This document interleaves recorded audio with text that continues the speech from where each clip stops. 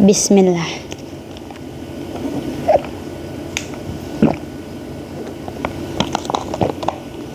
Alhamdulillah.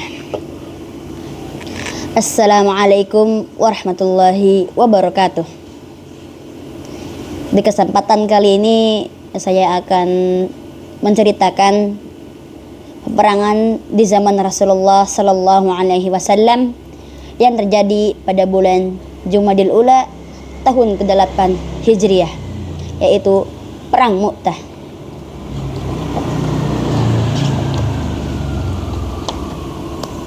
Sebab terjadinya perang. Pada tahun ke-6 Hijriah terjadilah perjanjian damai antara Rasulullah Sallallahu Alaihi Wasallam dengan Quraisy Mekah. Perjanjian ini dikenal dengan nama Perjanjian Hudaybiyah. Dalam perjanjian ini disepakati untuk menghentikan perang, tidak saling menyerang, dan memeranginya selama 10 tahun. Kesempatan ini dimanfaatkan Rasulullah Sallallahu Alaihi Wasallam untuk menyebarkan Islam ke daerah-daerah di luar Madinah dan negara lain. Rasulullah Sallallahu Alaihi Wasallam mengirim surat berisi ajakan masuk Islam kepada beberapa kepala suku dan para raja yang ada di berbagai negeri. Rasulullah Sallallahu Alaihi Wasallam mengutus Harits bin Umair radhiyallahu anhu untuk mengajak penduduk Bushra masuk Islam. Ketika sampai di daerah Mu'tah, salah satu kota di Bushra, Harits radhiyallahu anhu dibunuh oleh Syurahbil bin Amr al-Ghassani. Padahal seorang utusan itu tidak boleh dibunuh. Utusan itu harus dihormati. Jika utusan dibunuh, itulah sebuah penghinaan yang sangat besar.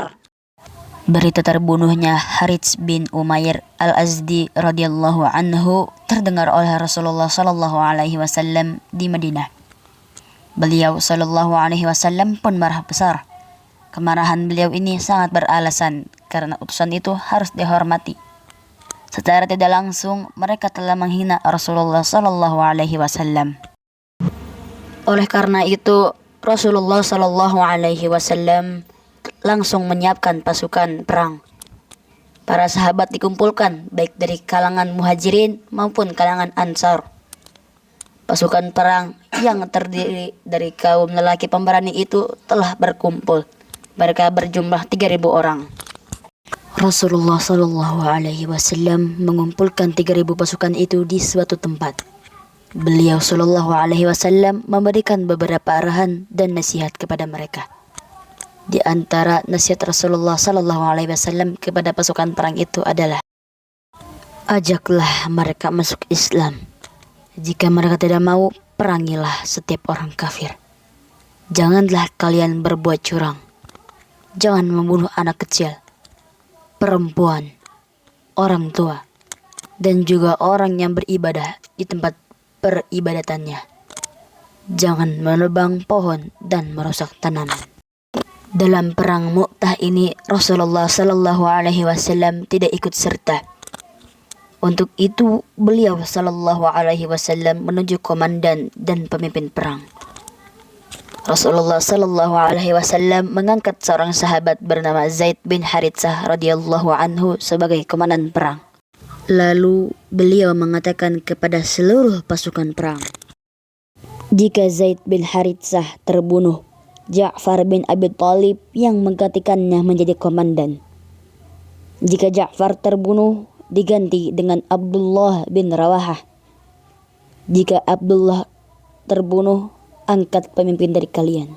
Adik-adik yang dirahmati Allah Subhanahu wa Ta'ala, apakah kalian memahami sabda Rasulullah sallallahu alaihi wasallam di atas? Siapakah sebetulnya komandan perang ini?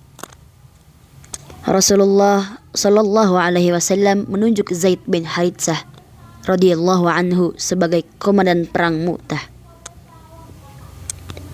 Akan tetapi beliau sallallahu alaihi wasallam mengatakan bahwa jika Zaid radhiyallahu anhu ini terbunuh dalam peperangan itu, yang menggantikannya adalah Ja'far bin Abi Thalib radhiyallahu anhu.